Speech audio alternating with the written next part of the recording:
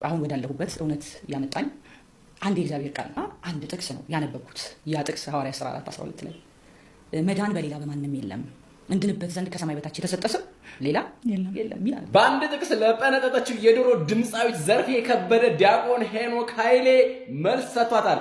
እሱን ቀጥሎ አሰማችኋለሁ። ኦርቶዶክሳውያን እንዴት አላችሁ? እግዚአብሔር ይመስገን በጣም ደህና ነኝ። ከዛ በፊት ግን እንደተለመደው አካውንቱን ፎሎ፣ ቪዲዮውን ደግሞ እጅግ አብዝታችሁ ሼር፣ ኮፒ ሊንክ፣ ሪፖስት፣ ዱዊት፣ ላይክ፣ ፌቨራይት በማድረግ በአንድ ጥቅስ ለሚሳሳቱ ሐሰተኞች እንድታደርሱልኝ በእግዚአብሔር ስም እጠይቃችኋለሁ። 3 ሰከንድ ስታችሁ እንደተለመደው አመሰግናለሁ። አሁን ቀጥሎ ደግሞ የዲያቆን ሄኖክ ኃይሌ መዳን በሌላ በማንም የለም የሚለውን በኦርቶዶክሳዊ ቤተክርስቲያን አፈታትና አውዳዊ ፍቺ መሰረት ያስተማረበትን ትምህርት አሰማችኋለሁ።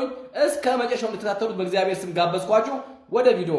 ሐዋርያው መዳን በሌላ በማንም የለም ከሰማይ በታች እንድንበት ዘንድ የተሰጠን ኢየሱስ ክርስቶስ የሚለው ስም ነው ይላል። ነው አይደለም?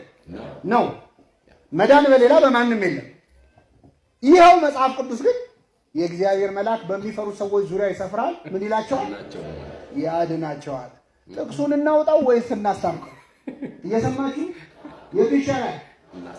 ማስታረቅ ነው። ምክንያቱም መጽሐፍ ቅዱስ ነው። ሁለቱንም ያጻፈው ማን ነው? እግዚአብሔር። አንዳንድ ሰዎች ቆርጠው ማውጣት ያምራቸዋል ከመጽሐፍ ቅዱስ የሆኑ ጥቅሶችን ጥምድ አድርገው ይዘዋል። ቢሞቱም አይጠቅሱ እነዛን ጥቅሶች። አንዳንድ ሰዎች መጽሐፍ ቅዱስን ኤዲት ለማድረግ ያምራቸዋል። የኛ አስተሳሰብ ነው እንጂ መስተካከል ያለበት መጽሐፍ ቅዱስ ፍጹም የሆነ መጽሐፍ። መዳን በሌላ በማንም የለም የተባለው በቅዱስ ጴጥሮስ አንደበት ነው። ሐዋርያት ሥራ ምዕራፍ 4 ላይ ከመነገሩ በፊት ይኸውላችሁ፣ አሁን ጥቅስ ከመሃል ሲያወጡት ችግር ነው። ቴክስት አውት ኦፍ ኮንቴክስት ፕሪቴክስት ይላሉ ፈረንጆች። ጥቅስ ከመሃል ሲወጣ ችግር ነው። ሙሉ አገባቡ መታየት አለበት የለበት? አንዳንድ አሁን እኛ እችን ቃል ይዛችሁ ልትሄዱ እኔ በጣም ስኬት ነው በእውነት። እኛ የምናምነው በሉስ እኛ የምናምነው በጥቅስ አይደለም፣ በጥቅስ አይደለም፣ በመጽሐፍ ቅዱስ ነው። በመጽሐፍ ቅዱስ ነው። በምን አናምነው? በጥቅስ። በምን ነው የምናምነው? ምን ማለት ከመሃል አውጥቶ ጥቅስ ችግር ነው። አንዳንድ ሰው ከመሃል የሚጠቅሳል። እንደውም አንድ ሰውዬ እውነት ይሁን ውሸት አላውቅም መጽሐፍ ቅዱስ ገለጠ አሉ። ሲገልጥ ይሁዳ ታንቆ ሞተ የሚል አገኘ። በስመ አብ ወወልድ ወመንፈስ ቅዱስ ብሎ ዘጋው። ከዛ ድጋሚ ሲገልጠው ሲያየው አንተም እንዲሁ አድርግ ይላል። አሁን ይኸውላችሁ ይሁዳ ታንቆ ሞተ ሌላ ታሪክ ነው።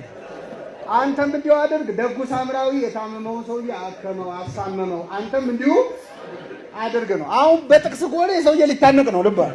ስለዚህ አሁን ወደ ጥቅሱ ልመልሳል። መዳን በሌላ ያለው ቅዱስ ጴጥሮስ ነው። እንዴት አለ ለምን አለ የሚለውም ማየት ያስፈልጋል። ጴጥሮስ እና ዮሐንስ ሊጸልዩ ወደ ቤተ